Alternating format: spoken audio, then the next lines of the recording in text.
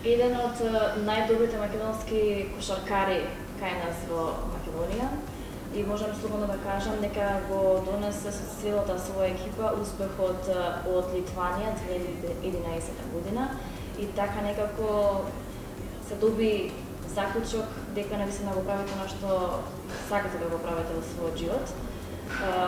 Многу ми знаат да ме наречат Станко, Ѓорѓе Чековски, добре дојде во Ексклузив. Добро ве најдов, мило ми и мене. Прв пат на вашата телевизија на еден ТВ и на Ексклузив, така да мило ми е. Од каде најпрво прикарот Станко? Станко... Невообичаено, ово ми е втор пат вака јавно што го кажувам. Порано, као помали, као деца кога сме биле, секој на секој ни даваше надимак и мене дека бев многу мирен по принцип, таков ми и карактерот.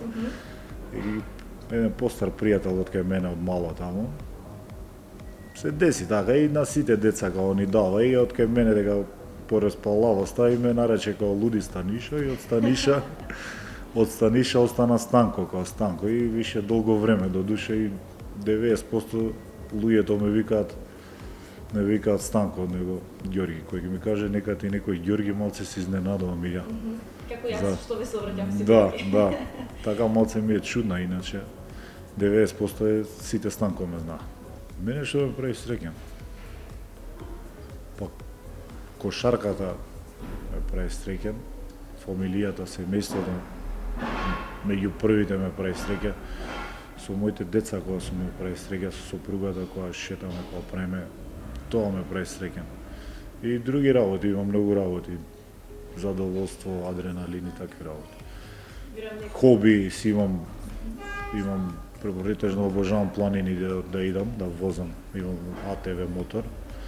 Претежно тоа ми е у последниве години ми е као издувен вентил малце од Скопје да избегам. Си отивам на планина тамо на Караџица идеме. Домот Караџица тамо кај што имаме доста пријатели планинари и велосипедисти кај што многу убаво е таму. Едноставно мозокот ти го избегнува Скопје и идеш малце да одмориш. Така и верувам дека поминувањето во природата ги полни батериите исто толку колку што и дружењето со своите најблиски, односно синовите. Може ли да ми кажеш кој од твоите синови веќе има амбиции да наследи тебе? Има ли некој што сака да... Па видете, амбиции не ги терам ја, не ги форсирам за да бидат дека мора да ме наследат мене или да бидат кошаркари. Зашто ја кога сум почињал, моите родители не ни знаеа дека почињав со кошарка да се занимавам и све тие работи, така да ја ги оставам сами на себе да се одлучат кој пат ќе го фатат. А ако го фатат патот на кошарката, кај што мене големо задоволство ќе ми биде да ме наследат, така да тука сум ќе им помага. У секој можен начин што може, све ќе им помага.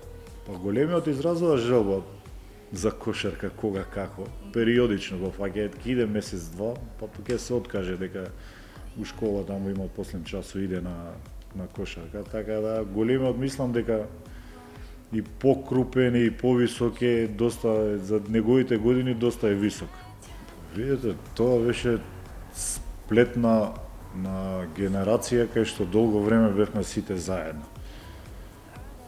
Кај што генерацијски 1 до 2 години различни. Мислам дека таа генерација дека 90% тогаш игравме сите надвор, бевме вон Македонија, кај што ни го донесе тоа искуството у репрезентација да постигнеме многу.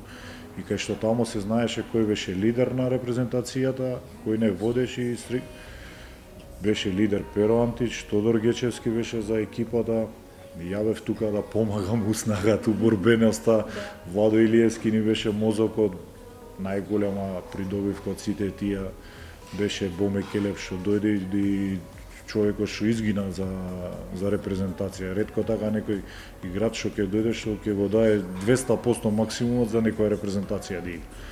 Така да и самите тие моменти се поклопија, кај што и тука не добра хемија направи тренерот Мариндо Кузовски, кај што сите не знаеше, 90% сите не знаеше као деца карактери, кај што не тренирал, кај што не знаеш.